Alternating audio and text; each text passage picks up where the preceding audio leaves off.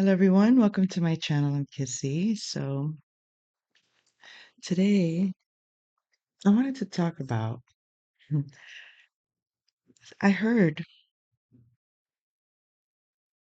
I heard a conversation between Tucker Carlson and Charlie Kirk. It was a short on Instagram,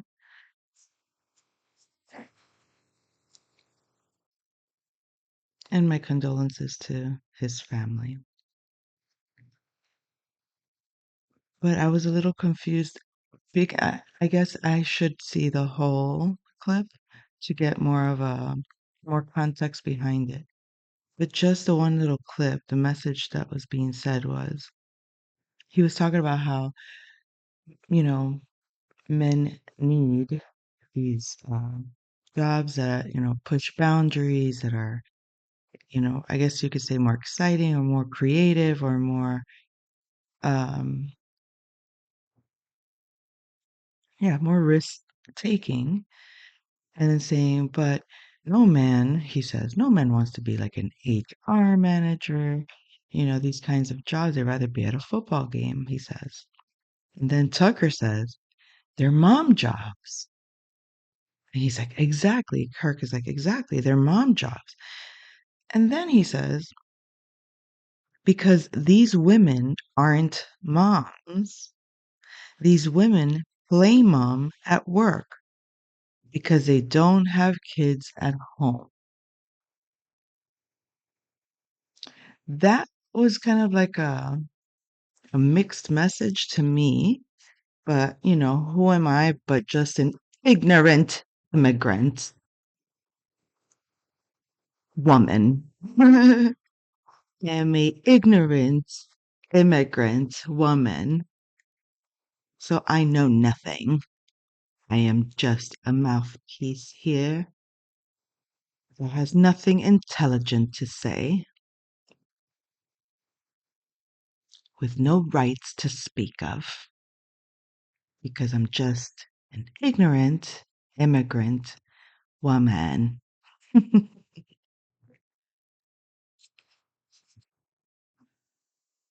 So, my take, due to necessity in life and due to my beliefs and what I was told, I grew up in a time where be all that you can be, find the future in the army. I grew up with, you can do anything if you put your mind to it. Okay. So I ventured to try, but then you realize, okay, well, I want to get here, but I can't get here through here because I'm going to need to do it. So you start finding ways to get there, to get there, to get there. Well, maybe this will get me there faster. This will get me there closer. There, where? To what society would call success on your own terms. You know, I want to live like this. I want to do this. I want to have these things. And I want to do this work that I like to do, that I love to do, so that I can obtain and live the way I like. It's really what I thought life was. And, but like I said, necessity created mostly. So I end up going to the military, not straight after high school. I worked corporate jobs, administrative jobs up to the age of when I enlisted. And I enlisted at my quarter life at 25. I entered the Navy when I was 26. And shortly thereafter, I got married. And shortly thereafter, I had children. My life as a wife and a military person, like most military women can attest to, requires to be very disciplined, very ordered, very meticulous about your rhythm and your schedule, your routine, because especially with children and the expectations of the work that you do and having, to follow certain protocols. And I'm sure civilian women also, understand that process. There's just a little more, what's the word? Consequence in the military for walking in late or for calling in with an emergency at the last minute. There's more consequence because the expectation of what you're supposed to do that day. And yeah, there's room for emergencies, but like I said, the consequences feel more detrimental. Anyway, beyond the military stuff, I remember there was a time early in my marriage when once we got out of the military that things had gotten challenging financially. And it was during the housing crash in 2008. Um, so at the time, we figured, even if we had to, move, we would figure it out somehow. An opportunity showed up to do contract work in Mississippi. And my ex-husband went to Mississippi, applied for this contract job, which was um, doing, what is that called now? I can't think of the name. Basically, deconstructing buildings. Oh my God, I can't think of the name. You have all these metal, and then you gotta, okay, it's a construction site. And so he starts doing this, and, the pay is amazing. So I say, well, how about I go do it also? And I remember him and his brother kind of laughing because this is, and I'm like, well, I mean, I've done hard labor in the military. I can do hard labor here too. It's not a big deal. I really need to remember what it's called. Scaffolding. There you go. Scaffolding. It was doing scaffold work. So big buildings, and you had to be on like on a harness, and you had to climb really high skyscraper type buildings, and from the top start uh, offloading these large metal, I don't even know what they're called. Large metal things, put them on something, and somebody else with a crane would grab them. You put them on a crane, they would grab them. But the thing is, it was dangerous because you're on a harness, literally climbing up. It was. And I remember when the supervisor, you have your hard hat, you have your steel toe boots, and he's like, all right, are you ready to do this? I'm like, sure. What do I do? He's like, all right, you're gonna put this on. You're gonna climb up there, and then somebody up there is gonna tell you what to do, and then you climb back down. And when you're done, do this, do that, whatever. This was the most strenuous labor. It was very hot, laborious, and yet I had a smile. I was kind of excited. I was like, this is fun. And the men are looking at me like, this bitch. Shut up. I'm too giggly and smiley. But also, they were looking at me with like, holy shit, you're a female? From a distance, they're like, okay, somebody's here working. And then they realize I'm just a girl. Oh, little old me. No, they won't let me have any rights. Oh, I'm just a girl. Oh, what's my destiny? Just a typical prototype. Oh, I've had it up to here. Mm. So yeah, I did one day of work, and I tell you, my body was done. But I was satisfied because I did something. They let me try, they let me do it. I didn't really complain much about it. I didn't whine much about it. And I was mocked for it, mostly because I wasn't a prissy girl that complained about, oh, my nail's gonna break, and I don't know what I'm gonna do if I break a nail. Oh my God, get up from my seat and lift something. So it's like that is the ideal feminine, apparently, to be such a princess that I don't lift a finger. Oh my God. I would, you know, granted, as a woman, I have my days where, yes, I want to be a princess. I don't want to do shit. I don't want nobody to bother me. I want to be catered to. I want to be taken care of. I want to be loved. I want to be protected. All them goody stuff. I want to live real good like that. Yes.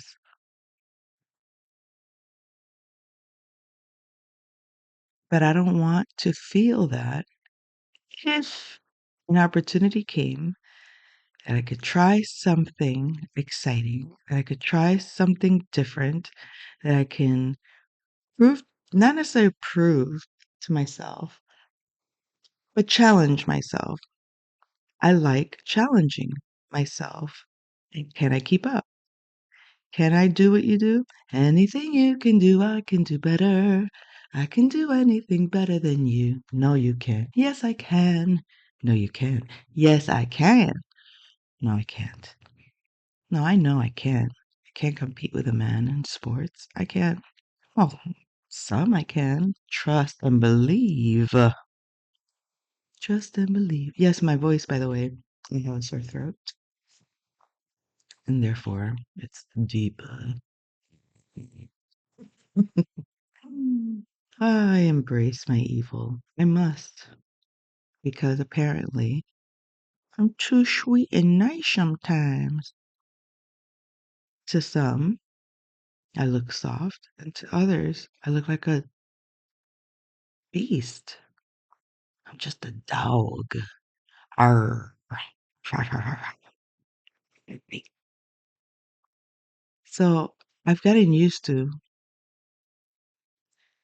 men hating me, and the men that tend to hate me are stupid. Really, like literally stupid. Like, I don't mean stupid like you don't know what this word means. No, stupid as in they're capped mentally, capped mentally. It's like, that's it. I've learned everything there is to learn at the age of 15, and therefore I am a man. I know better than you. And you can't change my mind. And you can't. I'm going to believe what I believe, and that's it. And you can share and open and give and provide documentation and facts, and I'll still stay in my small mind. And those are the types of men that I'm talking about, that they just have a very superficial view on that's it. And because you don't follow that very small prototype or that very small category you're supposed to fit in, I'm just a girl. Therefore, I have no voice. Therefore, I have no right. Therefore, I have no, you know, you can't demand that you do something for me because it overwhelms you as a man. Okay, if it overwhelms you as a man, you can't figure it out. You think the world is small. This reminds me of a scene from Great. It's called The Great. Um, she marries the Tsar or whatever he's called, and so she's a queen, and she has this one guy that's like he's like the advisor to the king, small guy, and she's trying to convince him to either influence the king or to help do like a coup, like to get him off out of office. This man, he's all fearful and he doesn't want to speak up and he doesn't like her ideas. I mean, he loves her ideas in private. Publicly, oh no, no, I can't do this because I'm the king. And if I do this, and then oh, our heads will get cut off. All of that, right? And the line that she said to him was, "Forgive me. I saw, I saw a small. What did she say? I saw a small man and imagined him bigger." Bro, that line is big. Forgive me. I saw a small man and imagined him bigger, greater. In other words, I saw the potential in you to create change with me. I saw the potential in you to affect change with me. Do you see what it's like? She wanted to make Russia about creative arts, about um, poetry and philosophy and all these wonderful things. And with his help, because he was totally, he, in his world, he's like, that's just poetry. In other words, it's just something to fantasize about. It's just something to embrace internally, but not something to create in real life. And that's where she felt the pain of disappointment, where some people just live in their heads and they never take the actions to make them reality. So she was like, fine, I'll go figure something out. And that's kind of where my life has been. I see a bigger, a better way of living for myself. I I try to share that with people around me. I try to express, you know, and then it never kind of works out that way in the sense that it's like it doesn't happen peacefully.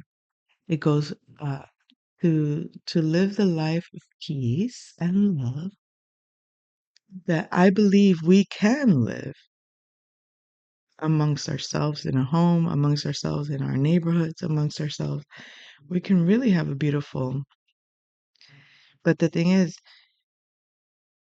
if you share an idea and people automatically block it because it doesn't fit a mold that they expect, and then they don't have the openness or ability to listen and reflect upon and see how two things can be true at the same time, or see how just because it's good for me doesn't mean it has to be good for you, but can you accept that this is okay for me without feeling like we have to be enemies or like you have to judge me?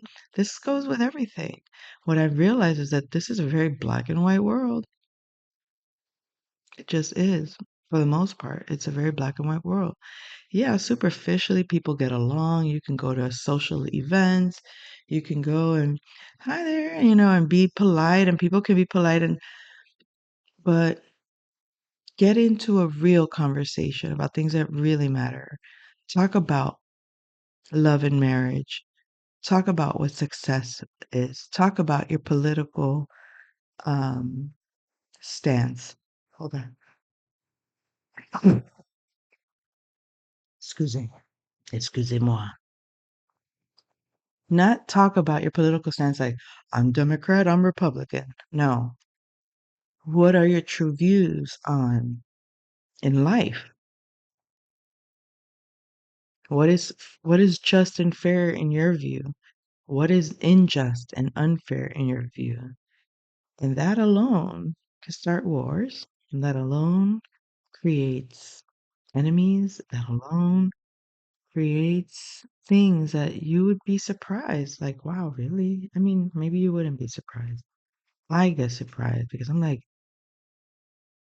I thought at this point in my life, the world would be much more open minded, much more liberal, much more free, and much more abundant.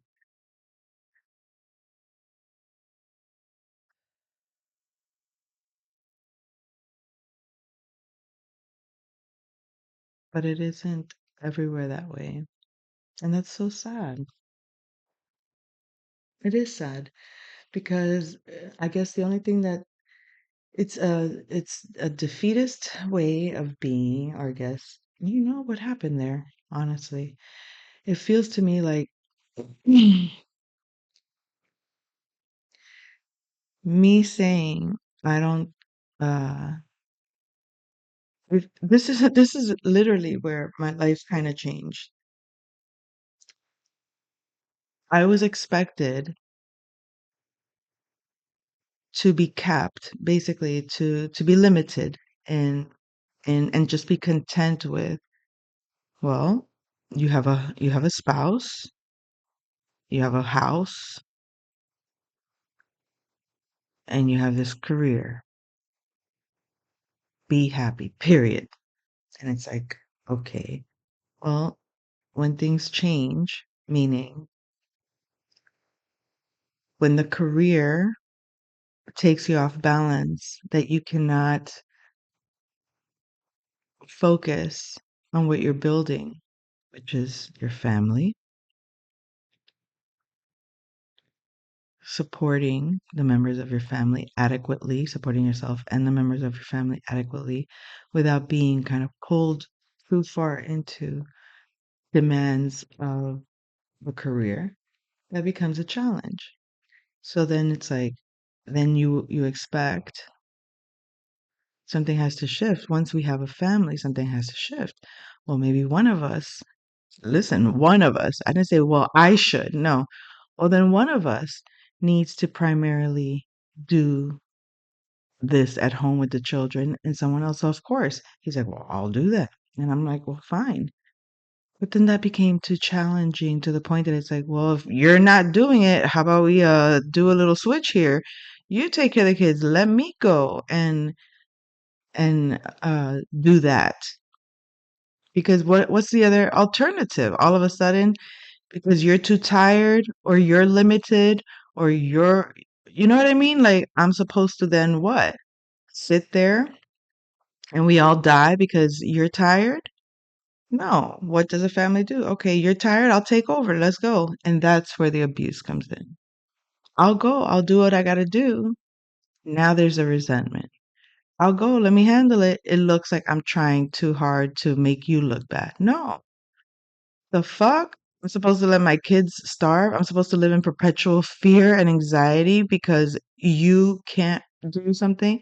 And I'm not saying like that, like in a bad way. Like, I'm just saying, well, even if you got sick or something, if you had gotten sick, and I'm like, obviously, what do we do? I'm supposed to sit there. If my husband gets sick or my husband is ill and he has no plan, no nothing, no anything, no direction, and telling me, honey, uh, don't worry, I got it under control. This is what I'm going to do. No, none of that. None of it at all. So if my spouse chose not to take his rightful place, now I'm supposed to think I'm wrong and bad for not wanting to be in that relationship. I'm supposed to be looked at as something. Oh, well, no. I'm If you would want me to stay in a situation like that, then you have absolutely no co- uh, compassion, understanding. So I chose the harder road. I did not conform to a shitty marriage. I did not conform to a shitty expectation to not only tolerate to live a life where I wasn't secure, but also to tolerate a life where the person that's supposed to protect and provide is also betraying my trust on a daily. No. Like that. And the fact that that has to be a debate, like that should be a consensus across the board, an absolute, what the fuck is wrong with you, sir? No. Oh, but what if this and what if that? You can think and assume whatever the fuck you want, but nothing has shown you anything other than being having a wife that's loyal, willing to support, willing to do whatever it takes to ensure that what we are building is intact and is healthy and is growing well and it's growing strong. If that is a problem, then there's a problem. So a lot of the women that are being treated so horribly online, and I'll tell you why I'll tell you why they're online, why we are online. Women that we were called high priestess, women that are called seers, advisors, spiritual, truly guided by spirit. If you think this was chosen path, you're so fucked in your brain. Because trust and believe, I can guarantee I can line up an entire group of women that'll tell you that are probably in the same boat as me that we did not become leaders in our own right with ourselves because we wanted to. We did so out of necessity. We did so because of the lack of uh, real support. And we were put in a position to operate both our masculine and feminine energies. Take that as you will. I'm tired of the algorithms trying to make me feel and how they twist the words like this. They'll tell you stories like this from Tucker Carlson uh clip. How is he talking about men and then he's like, they're mom jobs. Like, yeah, because women aren't moms. These women play mom at work because they don't have kids at home.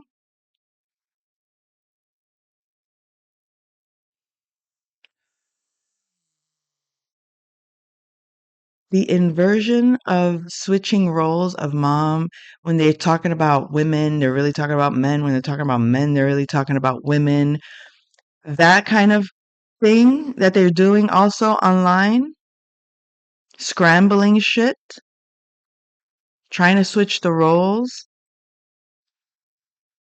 making women men and men women. That's a mind game to confuse you, to have you like, are they talking about actual men? Or are they talking about women thinking that they're men? You know what I mean?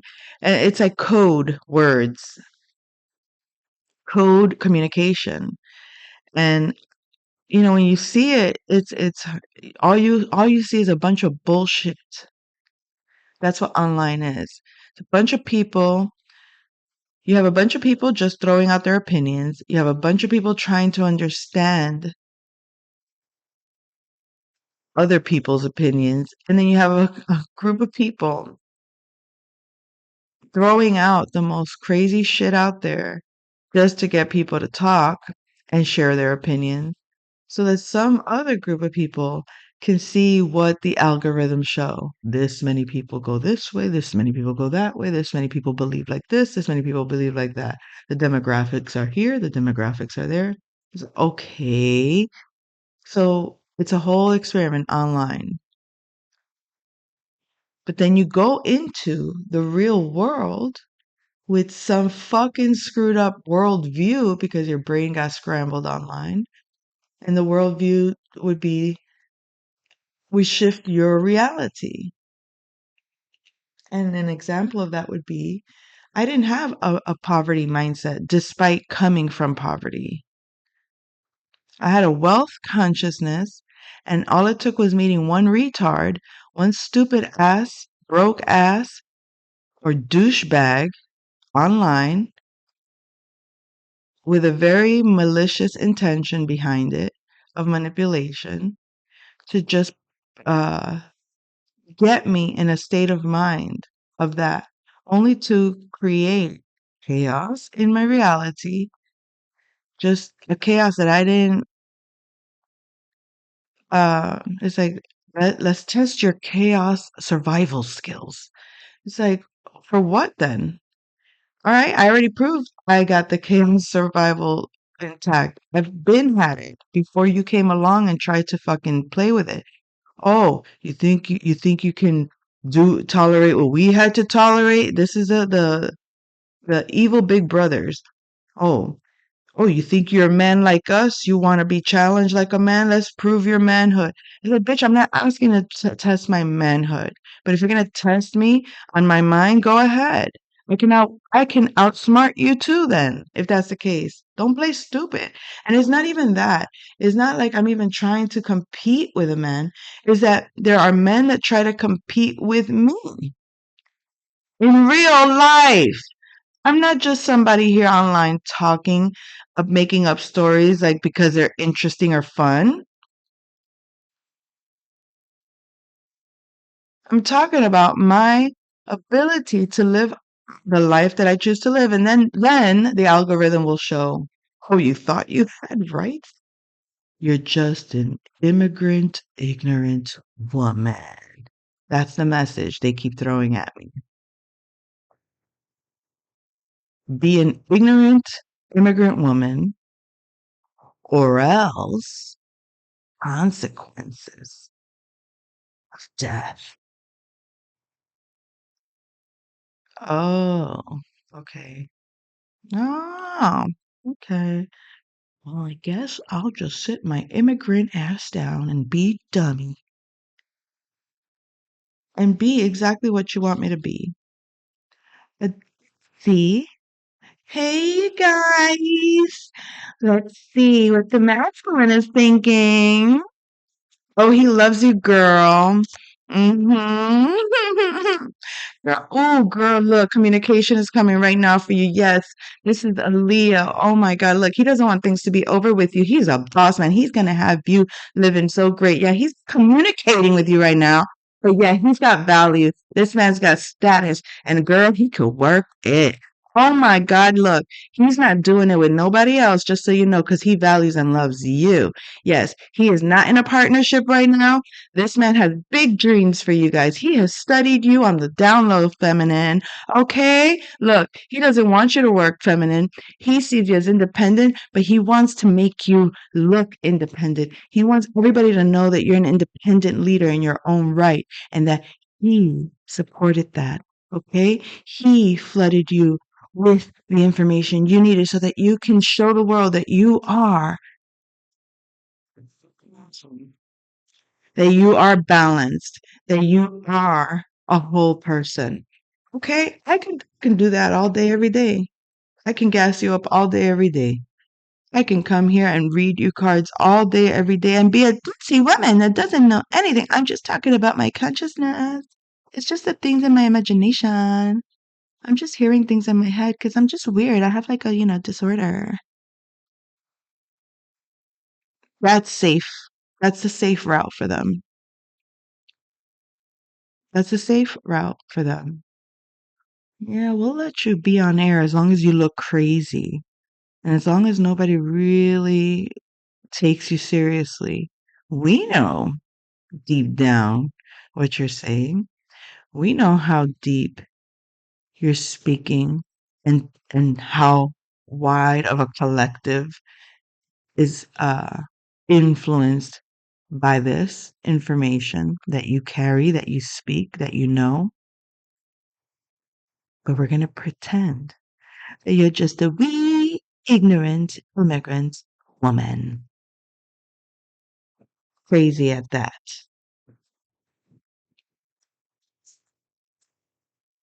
That's fine. We're going to play that game. But life has a way. Life has a way of showing otherwise. So the card I picked was perennial culture, the number 12, and trust, the number 117. The number 3 could be significant. The number 9 could be significant. The perennial culture is a spiritual current of harmonic order. The truth lives forever, sometimes sometimes underground in wells or the mainstream. Vortices originate from the one apex of love light and spiral down into varied streams of culture through spiritual councils. You can be present at these councils now and can access whatever insight you need for the present. Be aware of the transmission of this perennial wisdom, and you will be able to share riches with others. Let go of thoughts, words, and actions that interfere with the love light, dreams, that interfere with the love light. Streams and vortices of great culture are always around you. You need only be aware of them now and receive this gift.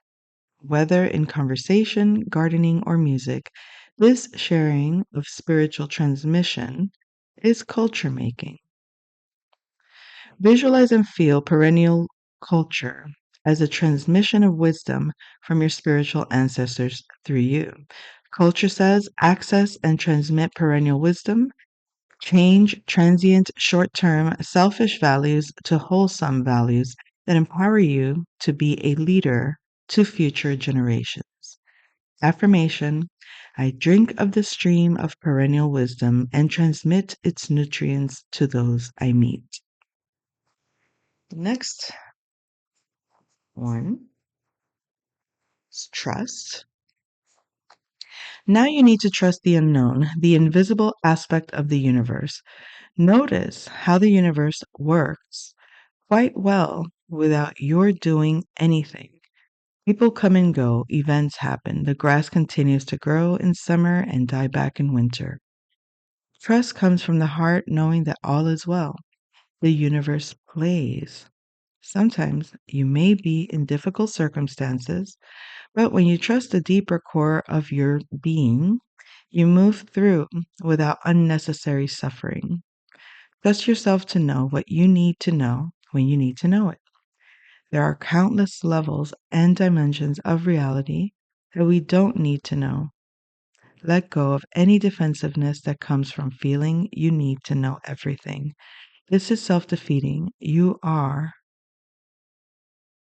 one with the universe. Trust. Have faith in the universe. Visualize and feel trust as an innate confidence and peace in your heart. Trust says, be aware that the unknown has far greater power than the known.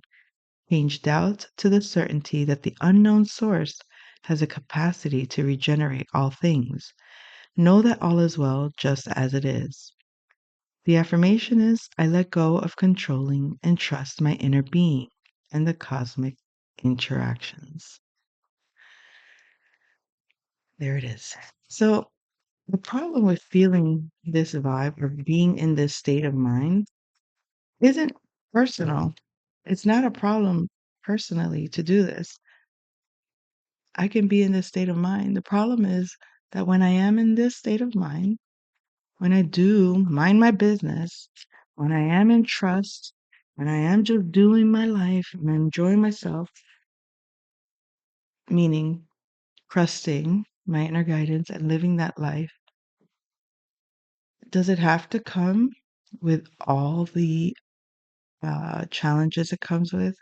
Does it have to come with the oppositional energies that say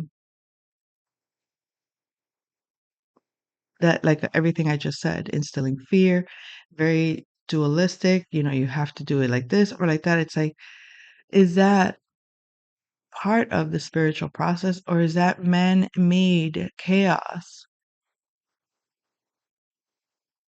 to not allow or to some would say, oh, that's just nature, survival at its best in a way. It's like if you got what it takes, you can survive anything. But is everybody being put through the same kind of rigorous kind of life events? Constant challenge after challenge after challenge with no, uh, and then be bombarded with, it's hopeless. Don't bother. You're already dead. Ha ha. That's evil. You're evil.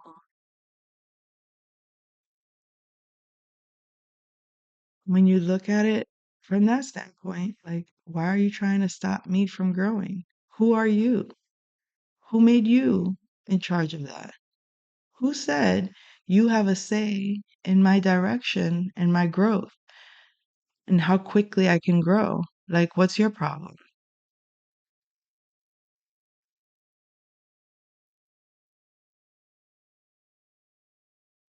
And then someone would argue, well, maybe you're opposing yourself in your own mind. Maybe the subconscious part of you opposes yourself and you create this. Get the fuck out of here. Hmm. I've considered that, but it's become a little evident in my reality that there are people within my space and outside of my space that energetically or in reality collaborate either to monitor or to test or to observe and witness or to provide information. Where? To whom? I don't know. To the Ivy Leagues, to the government, to the enemy. Who's the enemy? I have no enemies. But enemies are there. Enemies to a way of being, or enemies to a belief, or enemies to a idea. So there's so much to consider when you're trying to just exist um, free. When you're trying to exist freely in the world and just do what you do, be what you be.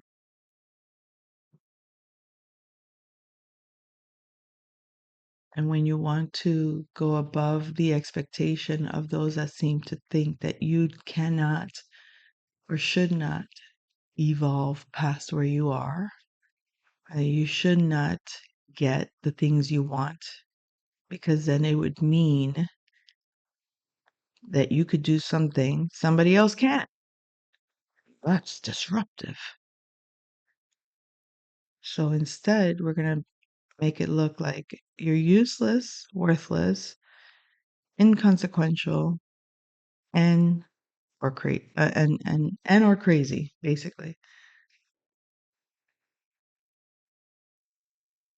by creating, by not taking seriously, by mocking that I have a game.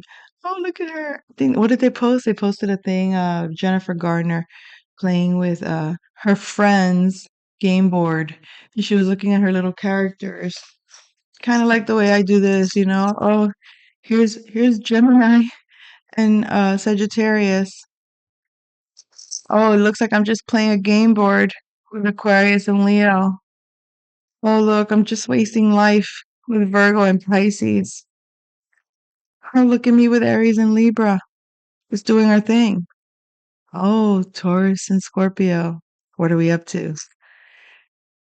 Capricorn and Cancer, taking care of business.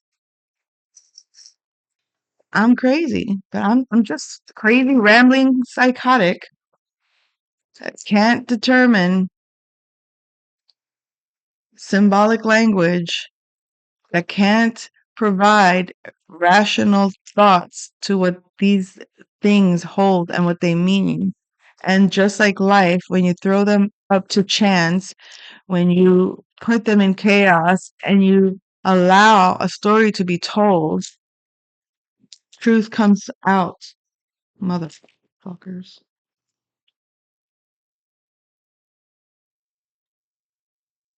So my therapy cards are useless too. Psychology is meaningless, right? Psychology is meaningless. Understanding of archetypes and astrology is useless.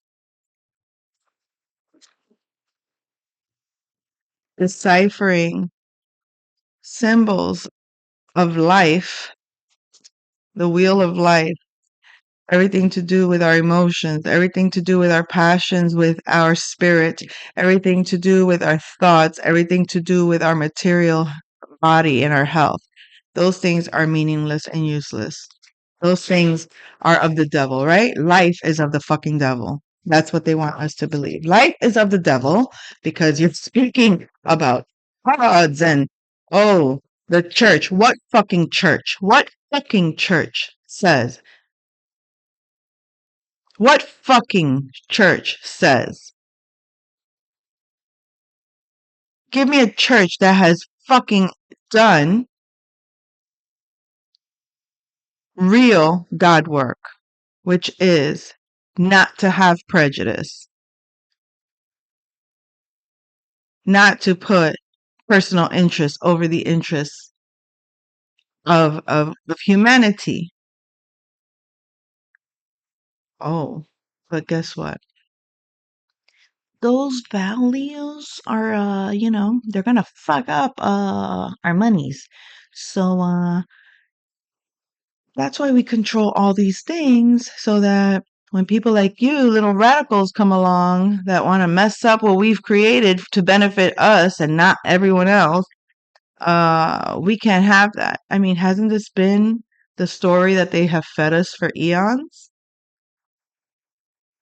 That there's a power out there.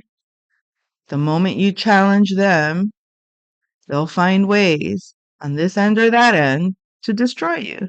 And it's like, okay, am I supposed to then what? Let me just tuck my tail between my legs and be a little immigrant, ignorant woman with nothing important to say. Inconsequential. Little old me. Wee. Okay. Oh, is that Buddha statue offensive? Come to think of it, is my beautiful little crystal ball here offensive? Is my incense offensive? How about my cauldron, my little cauldron where I burn herbs? How about the fact that I smoke? All of that is offensive, right? All of that is offensive. And for that, I am a disgrace to the world. However, we have people in power, what society calls power, corporate leaders, government leaders. They have a tantrum and they go to war. Everybody's, yeah. Or is it like, really? Oh, okay. That's normal. hmm I mean, I get it. If a fucking um, whatchamacallit, and if an entire fucking army of rebels or of a whole new culture, like back in the day, would come to attack. Yeah, we're gonna seize your land, and they're coming and riding in their horses, and they're literally just coming and shooting and killing everyone. Well, you're obviously going to protect and defend yourself. Now, Some would say, well, you plan ahead just in case. Okay, well, you have things in place. I don't live my life expecting that that's going to happen, but there's a possibility that can happen, so we're prepared. In other words, be, just because I believe that there's a rational way of solving a problem doesn't mean that a person that has a problem with me is going to solve it rationally. So I have to be protected by knowing this, understanding this. I have to know how to defend myself against this.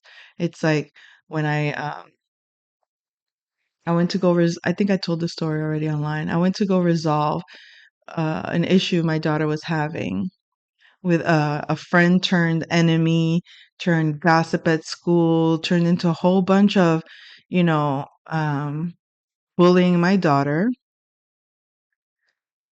And this girl was older and she was bigger than her. You know, she could probably hurt her if they got into a fight. And I'm like, I don't, I'm not saying that my daughter can't defend herself. I'm just saying why should she be put in that position? Let's resolve it. I take my daughter to the house because they were friends and I wanted them to talk it out and fix whatever differences they have. Didn't quite work that way. The moment I got there, the father's pulling out a fucking rifle in my face. You need to get off my property. Bitch, I ain't on your property. I'm in front of your house. I'm calling you. I'm asking you, are you her father? So that this is my daughter. I wanted to talk to you. He didn't even have the mind. He saw a white lady. This is a Mexican man, and what he saw was a white lady.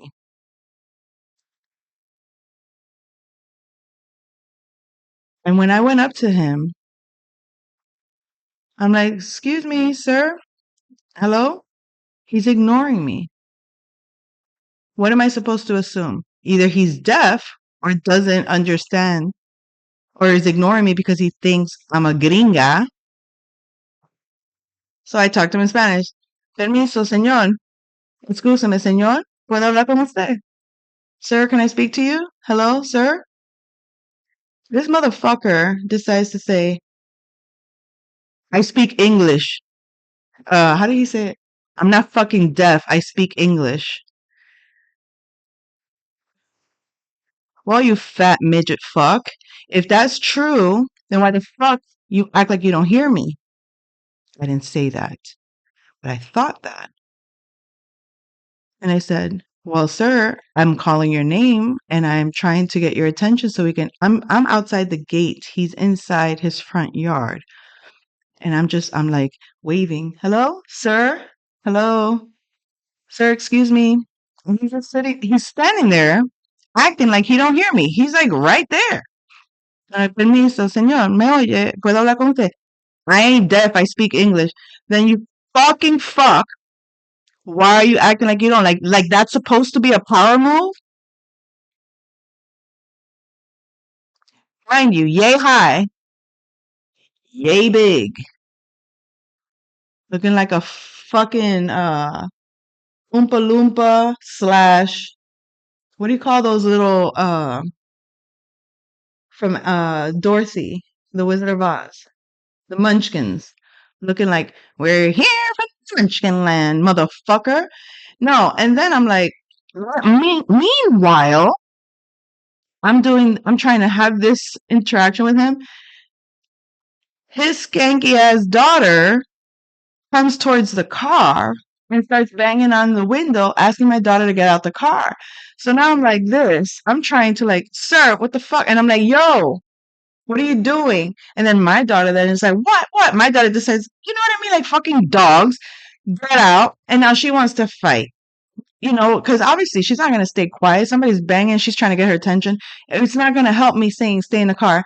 Now, mind you, across the street, next door, all the neighbors, all the kids, they're like, teenagers to young adults, their parents all come out. Do you know what they proceed to do? acting like it's a fucking dogfight. Yeah. And I'm like, no, this is a mob. This is a group of people that have no desire whatsoever for understanding, no desire whatsoever to communicate. And I'm not speaking on the Mexican culture. I'm talking about these people themselves. I specified that he was Mexican to make you understand that I am Hispanic as well. I speak Spanish also, meaning you would think we are culturally the same. We can understand one another in some ways. No, not you have ignoramuses in all fucking cultures, and then you have quality people in all cultures. So to say all of this group is that way, no, not at all. Not at all. But I hate it when they do that shit to me too. The assumption he was making was this gringa, this white girl, and his stupid ass ignorant bias of me supposedly being a white girl made him already my enemy by default. No opportunity to even consider. Even when I did speak to him in Spanish and I'm trying to let him know, sir, I'm only here trying to, our daughters are friends. They got into an argument. They got into a fight. I'm just here to see if we can resolve it so that they can go to school and just go to school and not have this, bitch, I'm gonna fuck you up. You better be watchful, bitch. I'm gonna fuck you. Like, that's what my daughter had to deal with all day. I went through that shit in fucking high school because some fucking dumb bitch, ignorant fuck, decided it was cute to gang up and hate on me for what? For nothing.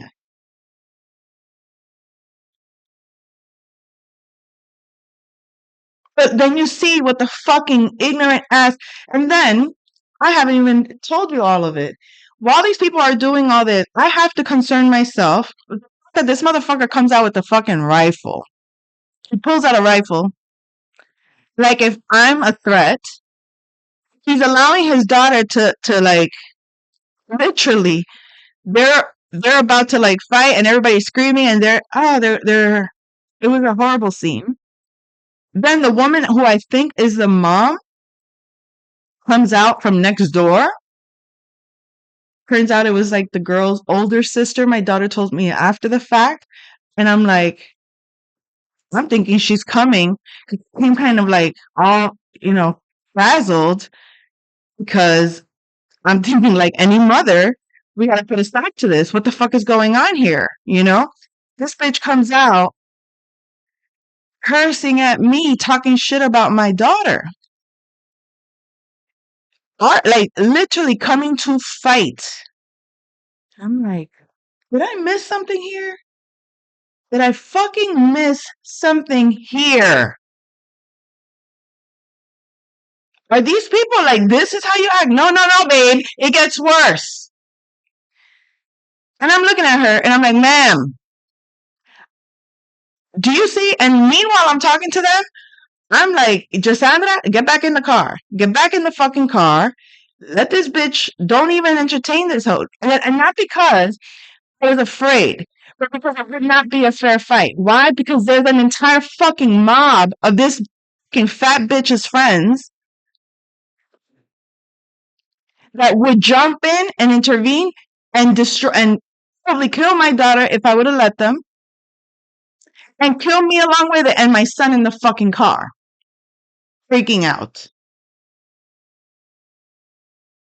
That's not normal.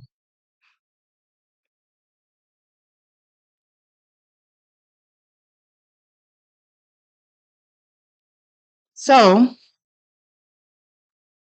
they do this,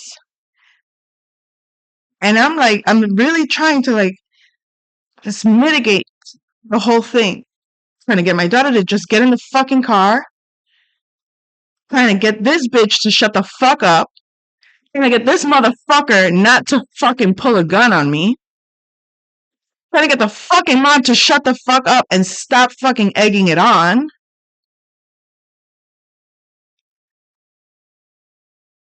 And all they're doing is threatening to get the fuck out.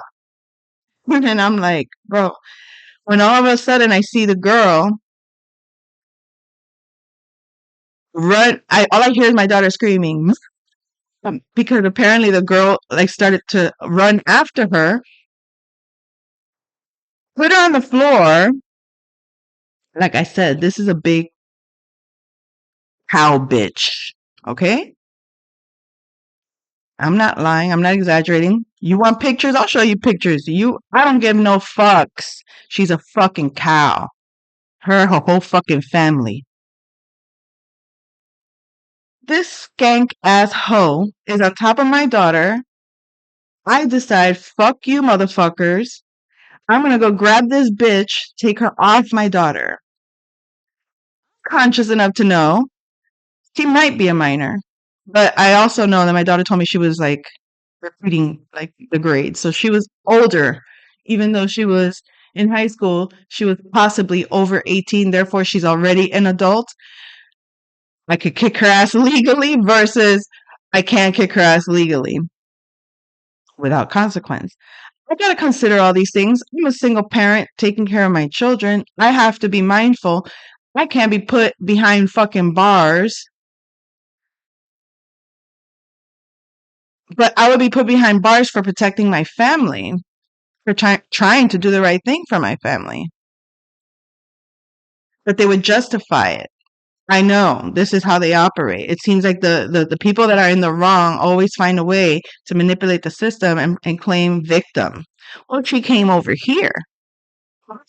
I came here like a grown ass adult to talk to you,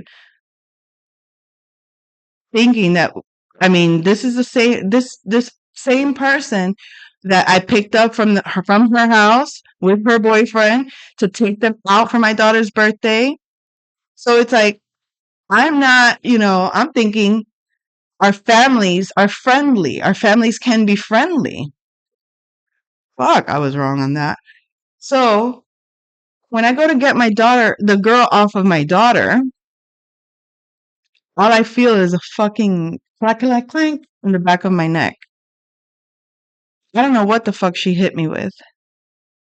She hit me with something in the back of my head. And I kind of like fell to my knee on one side.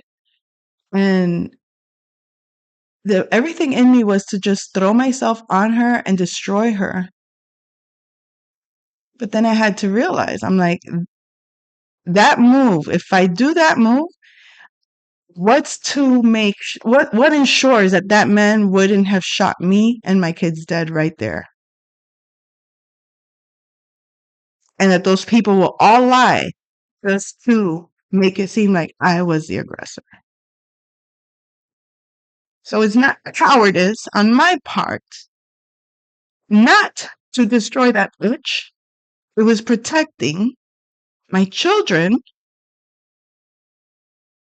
from not having a mother. Because had it been fair, had the man been a real man, had he been like, oh, you want to fight? Well, no, but if we got to, make it a fucking fair fight. Let the girls fucking fight it out for two grown ass women until they get tired and bored. But don't allow any of your fucking mob motherfuckers to come in the way. Don't allow any of your fucking dogs, persons to come in and attack like a gang that they do. So fuck you, fuck your family, and fuck your fucking lineage, bitch. Tired of these fucking assholes. And mind you, I don't even know why I'm talking about this, but it's that kind of bullshit that I've encountered that it's like that reminds me, fuck you religion, fuck you God, fuck you society, fuck you doing right, fuck you living good, fuck you. You wanted a rebel. You wanted a menace. You wanted chaos. You wanted hell. You wanted dirty. You wanted nasty. You wanted a bitch. Then you make it real easy for somebody to switch up and say, okay, that's it then. No, no, no. Because I try to do things by the book. I do my best to uphold my um my responsibilities. When you got organizations and individuals and societies all doing these things simply because you stand for the opposition, which is what? Peace, rationale, communicate with your words and not with your body. You don't have to beat somebody to understand you. You can talk it out. Fucking ignorant bitch motherfucker. I cannot get that pit bull bastard miniature fucking what is that ugliest fucking dog? Excuse me for you dog lovers that like that pug nose fuck. That's what that fucker looked like with a pit bull body. Despicable. Ugly ass motherfucker. I don't give no fucks. I'm letting you know right now that this is the bullshit that a woman has to deal with to protect her children because the men that are supposed to be fathers, protectors, are animals that don't fucking know at all what it means to provide and protect. A man, that man's responsibility was not just to his daughter, because I would say if I had come over, yo, motherfucker, what the fuck is wrong with you? Your fucking bitch fat daughter fucking did this shit and get out the fuck out, I'ma fuck her up. Now it makes sense for you to take out a fucking rifle and say, bitch, get the fuck off my property. Don't make me fucking shoot you. Get the fuck out of here. And then have his daughter, if he wants to set his daughter on me, go ahead, honey. Go ahead. Kick that bitch's ass now. She came here trying to fucking start problems with you. Now go ahead. Show her what we got. That would have made perfect sense. I would have been all for it. Yes, sir. You did the right thing. You protected your family. You did that. I didn't go there in any way, shape, or form that made him believe he needed to protect his family from me. I went there in good faith. I went there in good spirit. I went there with an intention for peace. And this piece of shit. Now, if you think that's bad, how about when I got in the car and he comes out of his gate with his gun? I reverse and I go two houses down. He can't do shit to me there. I mean, he could, but he can't say I was anywhere near his house. I'm like, no, no, no. Once that happened, my daughter got in the car. I got in the car. I go two houses back, and I stay in the car, and I call the police. Ah, the police are protectors. It was a black cop and a Spanish cop, and they show up and they ask me, "Did you call us?" Yes, I called. I explained on the phone what occurred. Well, what's the problem? What's the emergency? Oh, this is what's happening, blah, blah, blah. And, what do I was attacked. This bitch threw something in the back of my head. Her daughter jumped my daughter. The man was threatening me with a fucking gun. You know what the cop said? They acted like I was a problem. They acted like, well, I mean, we could interview these people. Really? I mean, what are you really gonna do? Could. But then, I mean, we would just have to do this whole process and it's not really gonna stick. I mean, do you really want to go through all that? What was their attitude? That was their attitude. They made it basically seem like there was really nothing I could do. Like what? It's just my word against their word. That's it. It's just your word against their word.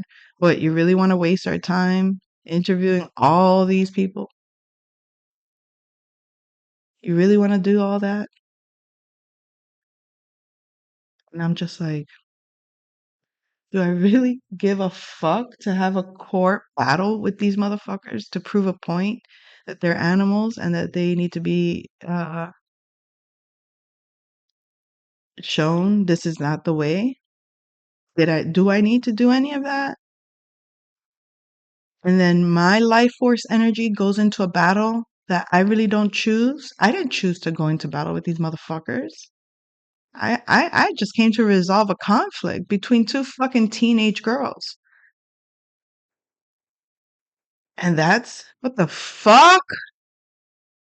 I had to be shown by by law enforcement?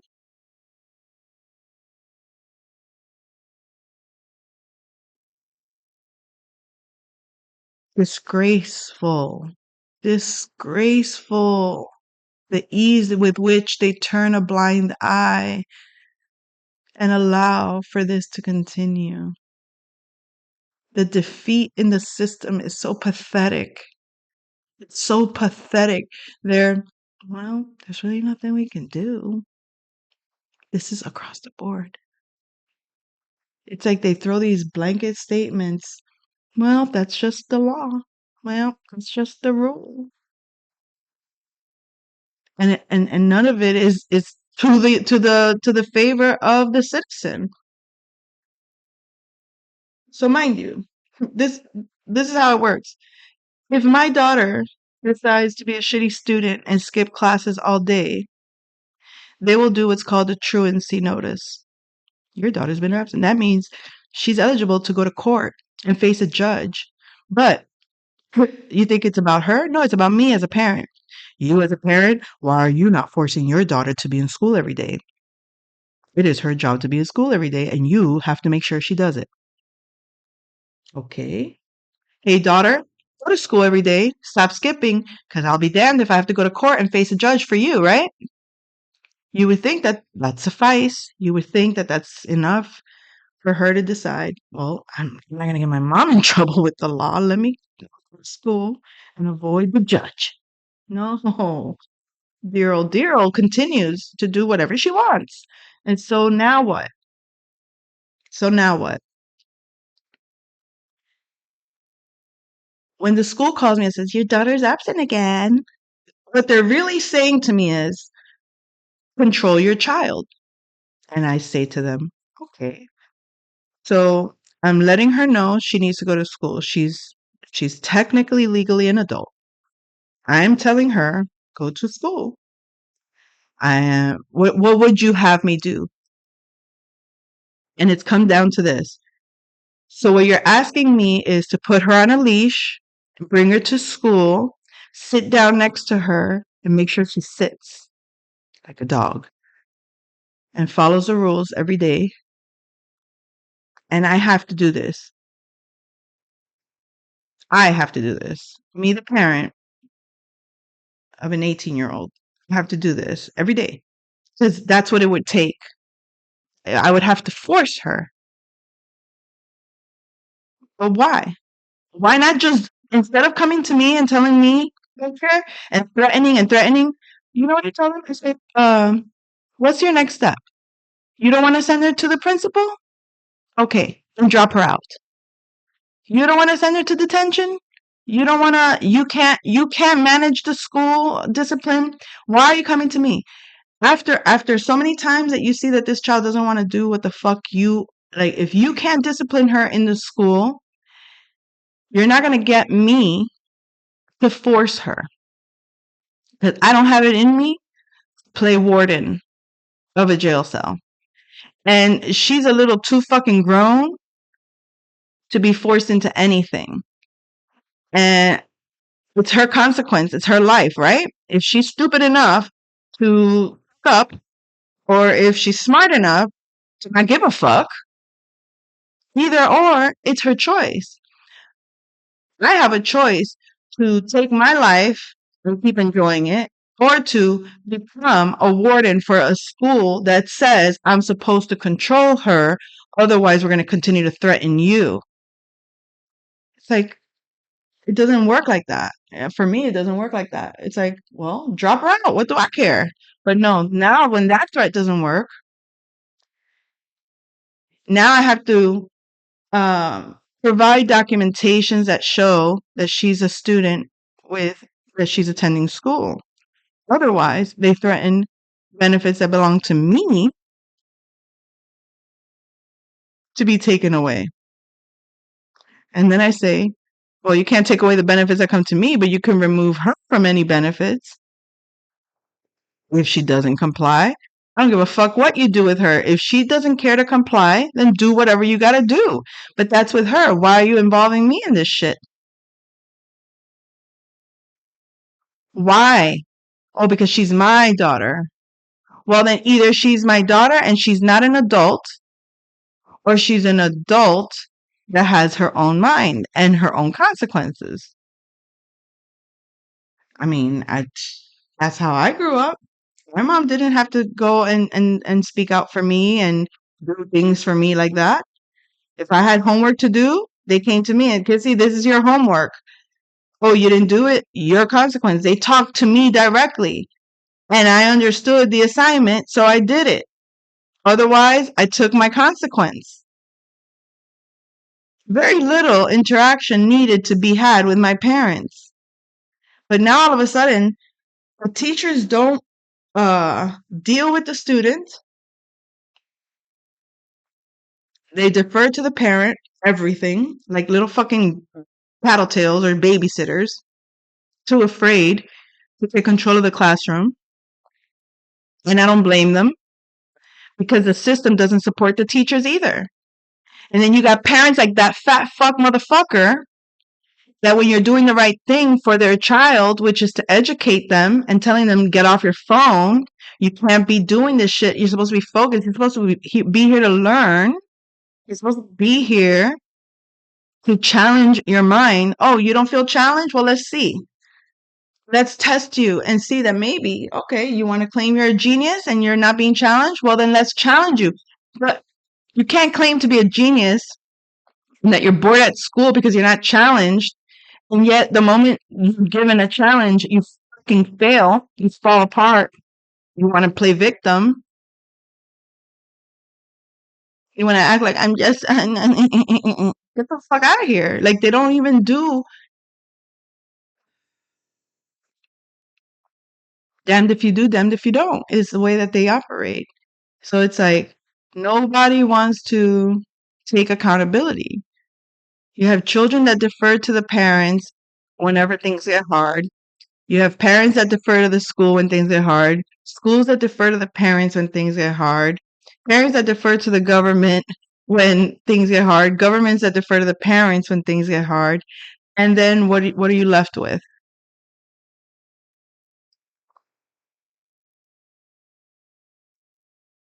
You're left with someone that can't be molded into a system, but also someone that is going to have to figure it out on their own.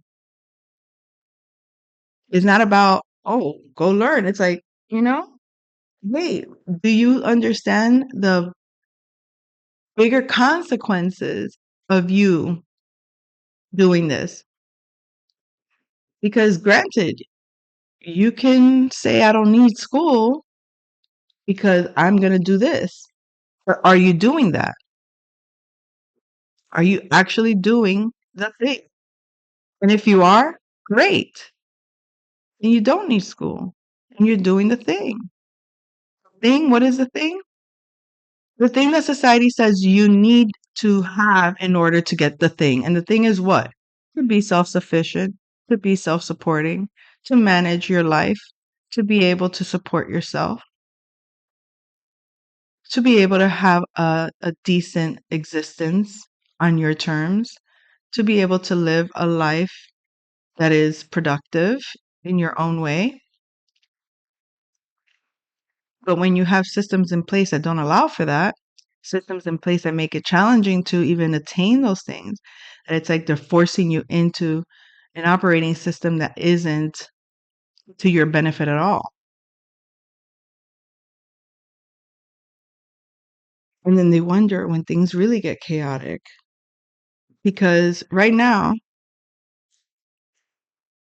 it's playing out this way. But when I decide to be as thoughtless, as inconsequential, and as radical as my daughter, because my daughter has a safety net, which is me. My daughter has a safety net, which is me. I can remind her, honey, you can do all these, but those consequences you're going to have to deal with on your own. But there's a sense of safety that she can have in making mistakes. There's a sense of safety that she can have in missing the point, I guess, because, well, mom will figure it out. Mom will take care of it. I could always go to mom. Mom. But what happens if you can't defer to mom? What happens when the consequences of your behavior are beyond mom's control, are beyond mom's help, are beyond mom's ability to do? That that's when things get complicated and scary,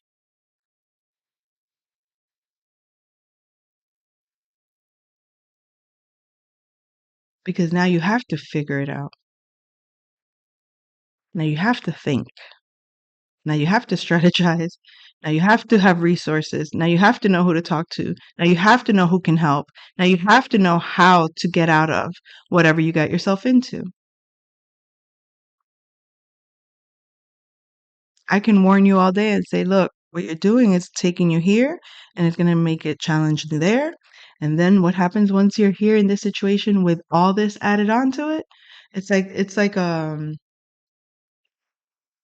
yeah, you can have a child when you're young, but if you're not prepared to have that child, what makes you think that life is going to get easier for you? It's only going to get more challenging, because now you're living life with someone that depends on you to support them. That takes energy, that takes focus, that takes time out of you doing whatever else you're doing.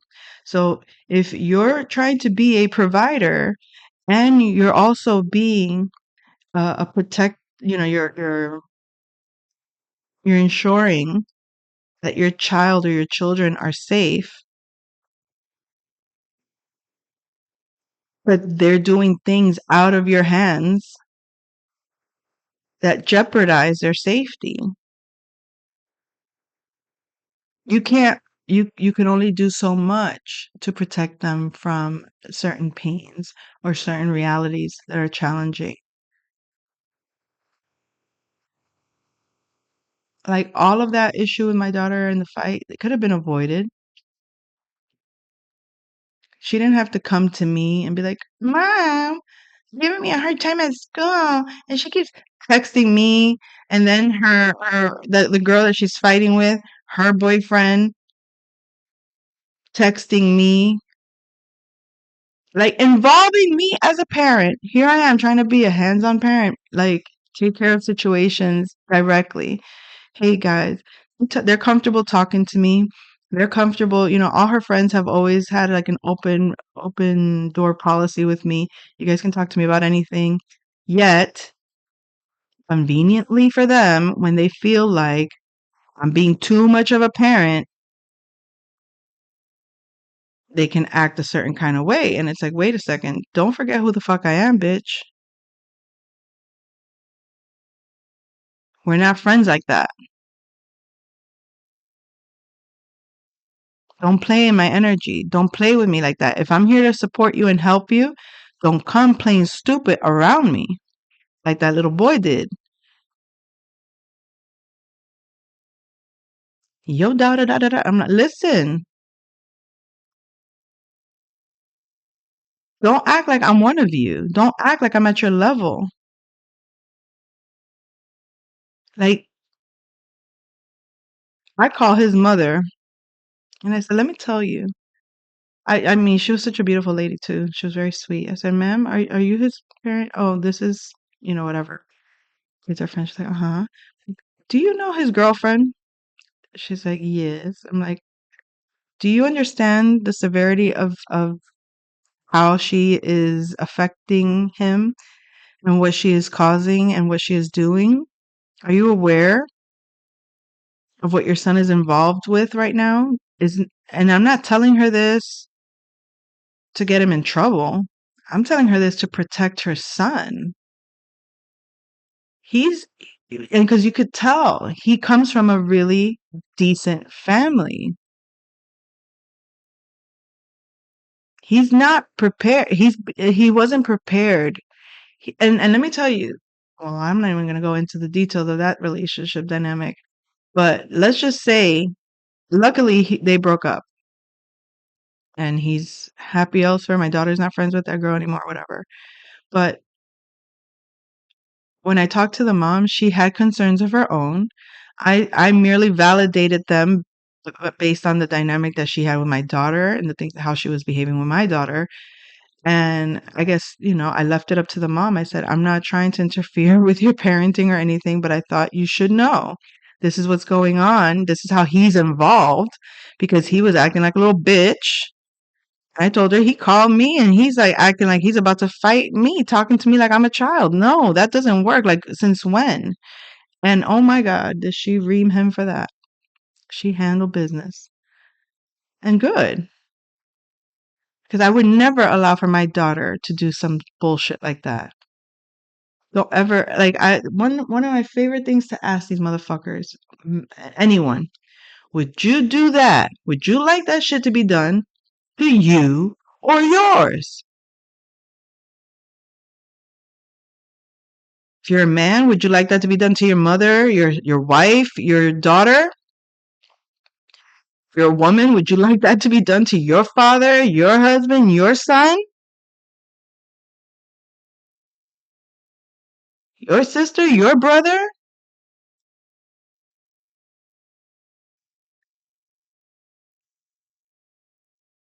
Just doesn't make sense to be so senseless, so ogre in life.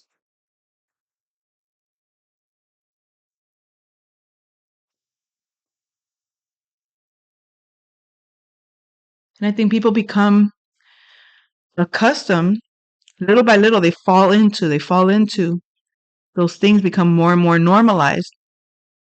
Like, I grew up in a family that, loved each other, respected each other, wasn't allowed to be malicious to one another.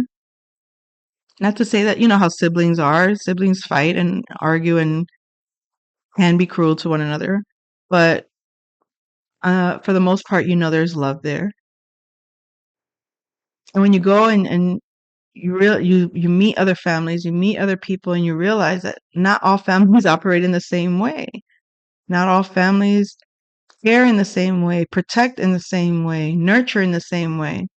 And so you venture out and think, oh, all women are like this, or all men are like this, or all, cultures are like this.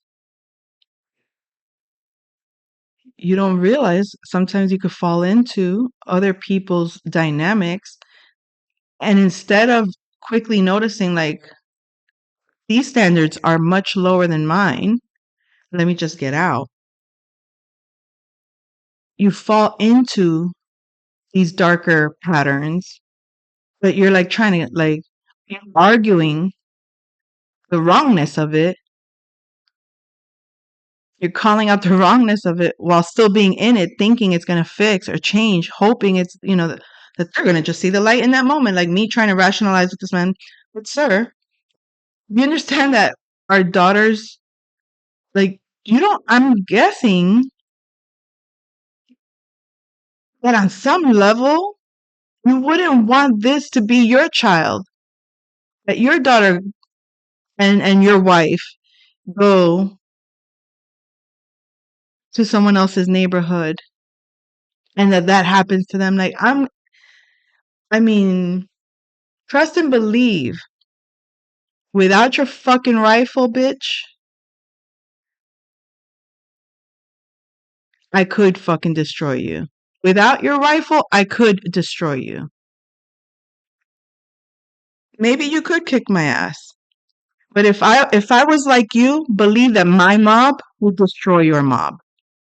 But if I was as ignorant as you, and if I allowed the dogs in my family to be unleashed, the next 3 generations of your family would be gone. If I if my line if I decide to tell my line to be as as animalistic as you think you are, believe you me, let me tell you something about the history of Dominican Republic. Let me tell you about a president that they had. This is kind of like a Freddy Krueger kind of story in a way. I forgot. I think it was a Balaguer, somebody, or Trujillo. Trujillo, was it Trujillo? The president. There was a very tyrannical president, and you know that the people overthrew him, murdered him, destroyed him because of his tyranny. The people rebelled in such a vicious way.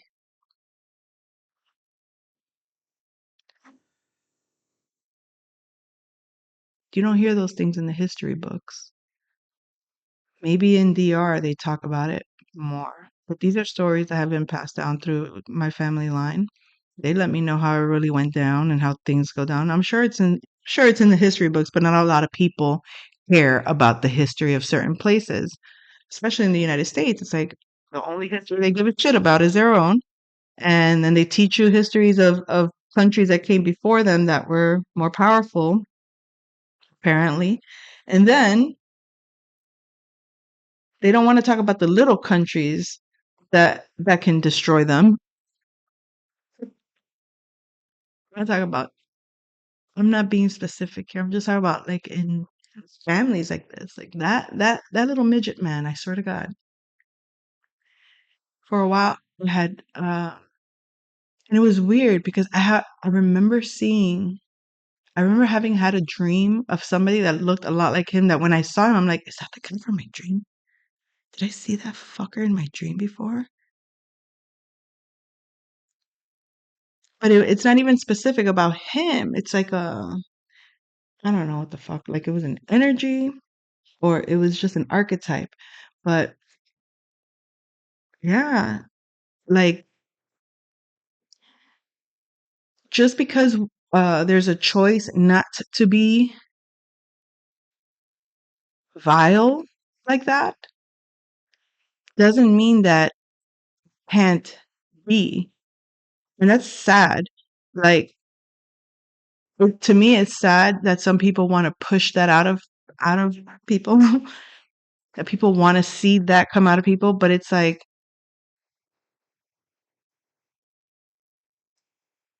dogfight to the death. I'm not a participant in that. I value my life. I have things to live for. I have nothing to prove. My life itself is proof that we're not the same.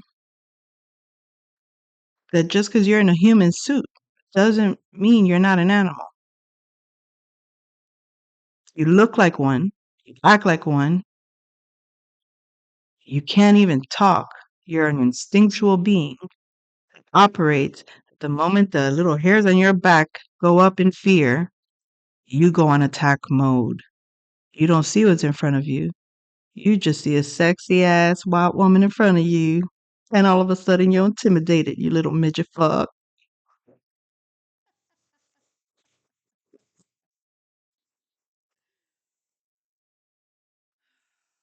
And that, folks, is why they don't like me.